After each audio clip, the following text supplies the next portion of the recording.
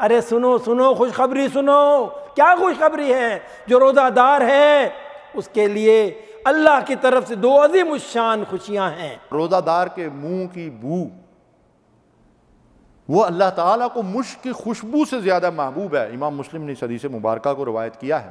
نبی اکرم صلی اللہ علیہ وسلم ارشاد فرماتے ہیں کہ جب رمضان شروع ہوتا ہے تو رات کو اعلان ہوتا ہے اور یہ اعلان صبح فجر تک ہوتا رہتا ہے۔ کھاؤ پیو مگر اسراف نہ کرو، بے شک اللہ اسراف کرنے والوں کو پسند نہیں کرتا۔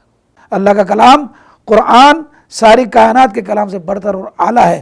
اس ماہ مبارک میں سرکش شیاطین کو جکڑ دیا جاتا ہے اور جنت کے دروازے کھول دیے جاتے ہیں، جہنم کے دروازے بند کر دیے جاتے ہیں۔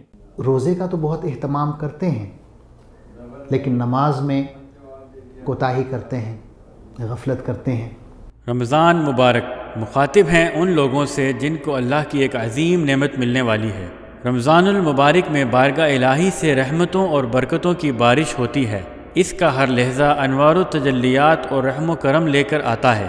اس ماہ مبارک میں اللہ تعالیٰ اپنے خزانے مومنوں کے لیے کھول دیتا ہے، دستے دراز کرنے والوں کی جھولی بھر دی جاتی ہے۔ سوالی گوہر مراد سے اپنا دامن بھر بھر کر تھک تو سکتے ہیں مگر دینے والے اللہ کے خزانوں میں کوئی کمی واقع نہیں ہوتی۔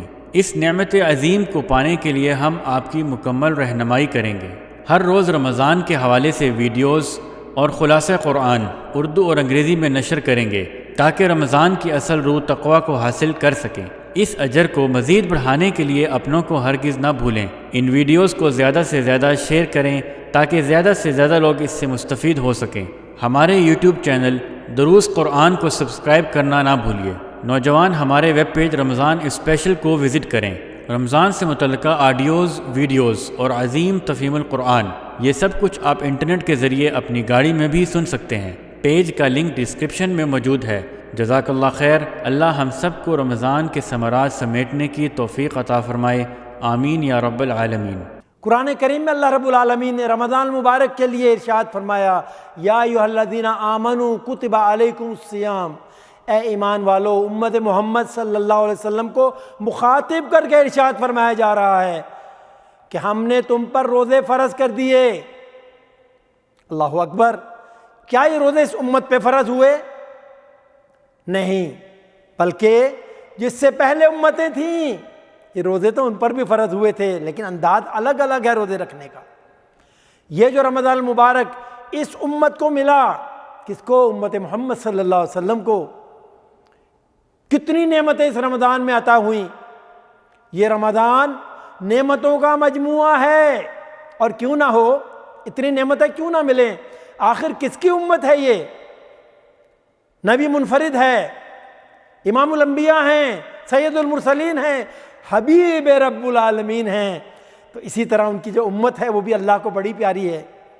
اس لیے اللہ رب العالمین نے یہ عظیم الشان مہینہ رمضان المبارک کا جب اس امت کو عطا کیا تو بے پناہ نعمتیں اس میں داخل کر دیں تاکہ یہ امت ان سے استفادہ کر سکے، فائدہ اٹھا سکے، اس کے ثمرات سے فائدہ اٹھا سکے۔ اللہ اکبر! اور انہی بہت ساری نعمتوں میں سے ایک عظیم الشان نعمت لیلۃ القدر کی شکل میں بھی دی گئی۔ اللہ اکبر! لیلۃ القدر خیر من الف شہر، 1000 مہینوں سے زیادہ بہتر یہ جو رات ہے، اسے اللہ رب العالمین فرما رہے ہیں 1000 مہینوں سے زیادہ بہتر ہے یہ رات۔ اب سوال یہ ہے کہ یہ رات آئی کہاں سے؟ اس کا بیک گراؤنڈ کیا ہے؟ شان نزول کیا ہے؟ اللہ اکبر! جیسا کہ احادیث میں آتا ہے کہ نبی اکرم صلی اللہ علیہ وسلم صحابہ کے سامنے بیان فرماتے ہیں کہ سنو، بنی اسرائیل میں 4 پیغمبر ایسے تھے، 4 رسول ایسے تھے، 4 انبیاء ایسے تھے جنہوں نے 80 سال تک اللہ کی راہ میں جہاد کیا۔ اللہ اکبر!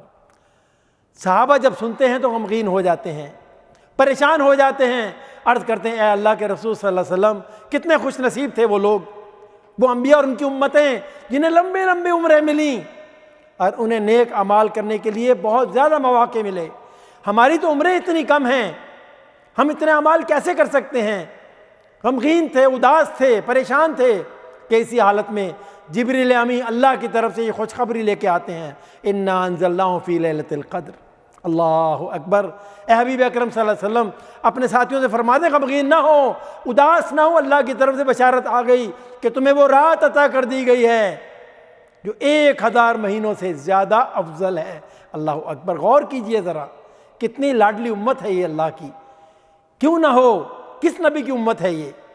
اللہ رب العالمین کی بارگاہ میں دعا کہ اللہ تعالی ہم تمام لوگوں کو، تمام سننے والوں کو، دیکھنے والوں کو لیلۃ القدر کی جو رات ہے اس میں عبادات کرنے کی توفیق عطا فرمائے، اور اس کے سارے جو ثمرات ہیں، ساری جو خیر و برکات ہیں، اللہ تعالی ہمارے نصیب میں عطا فرمائے۔ وآخر دعوانا ان الحمدللہ رب العالمین۔ صلو علیہ